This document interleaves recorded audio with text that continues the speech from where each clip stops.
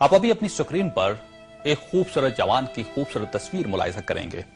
یہ شخص 3 ماہ پہلے تک دنیا کے امیر اور بااثر ترین لوگوں میں شمار ہوتا تھا۔ یہ دنیا میں تیل کی دولت سے مالا مال تیسرے بڑے ملک لیبیا کی دوسری طاقتور ترین شخصیت تھا۔ یہ کس قدر امیر اور بااثر شخص تھا، اس کا اندازہ آپ 2-3 مثالوں سے لگا لیجئے۔ یہ لندن میں تھا، اسے شمالی لندن کا ایک گھر پسند آ گیا۔ اس نے وہیں کھڑے کھڑے یہ گھر 1 کروڑ پاؤنڈز میں خرید لیا۔ یہ پاکستانی روپے میں 1 ارب 40 کروڑ روپے بنتے ہیں۔ اس نے 2009 میں مونٹی کارلو میں اپنی 37ویں سالگرہ منائی۔ یہ دنیا کی مہنگی ترین سالگرہ تھی، جس میں روس کے المونیم ٹائکون اولیگ ٹیریپاسکا، سونے کی کانوں کے مالک پیٹر منک اور مناکو کے شہزادے البرٹ سمیت دنیا بھر کی مشہور شخصیات نے شرکت کی۔ یہ پینٹنگ خریدنے کا شوقین تھا۔ اس کے پاس اربوں ڈالر کے شاہپارے تھے اور یہ تمام شاہپارے اس کے محلات میں لگے تھے۔ اسے 2006 میں اسرائیلی اداکارہ اورلی وینسمین اچھی لگ گئی تو اس نے اس کے گرد دولت کے انبار لگا دیے۔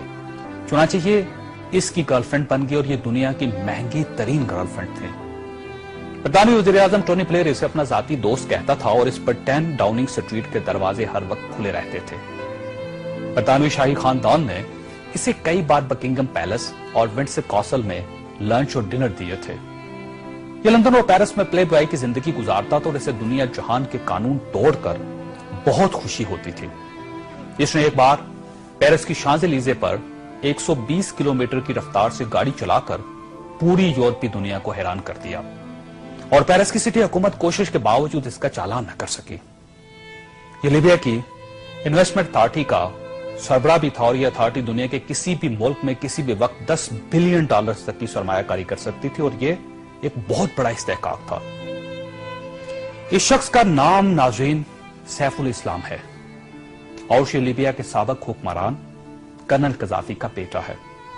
سیف الاسلام کرنل قذافی کا وارث اور ولی عہد بھی تھا اور اسے دنیا کا اس کے بارے میں خیال تھا کہ یہ کرنل قذافی کے بعد لیبیا کا حکمران ہوگا۔ یہ اس قدر بااثر تھا کہ کرنل قذافی کو نیوکلیر پروگرام ترک کرنے پر بھی اسی نے قائل کیا تھا۔ اس نے بلغاریہ کے اس میڈیکل گروپ کو چھڑوانے میں بھی بڑی مدد کی تھی جس پر بچوں کو ایڈز کے ٹیکے لگانے کا الزام تھا۔ بلر نائٹ کلب اور لاکھ روبی دھماکے کے متاثرین کو معاوضہ بھی اسی کے حکم سے جاری ہوا تھا۔ اب میں آپ کو اس کی تازہ ترین تصویریں دکھانا چاہتا ہوں۔ یہ سیف الاسلام 3 ماہ پہلے لیبیا کے چھوٹے سے قصبے اباری میں چھپ گیا۔ یہ 2 دن پہلے 19 نومبر کو قصبے کے ایک ایسے کمرے سے برآمد ہوا جس میں باتھ روم تک نہیں تھا اور یہ بدبودار پرانے کمبل میں لپٹا تھا۔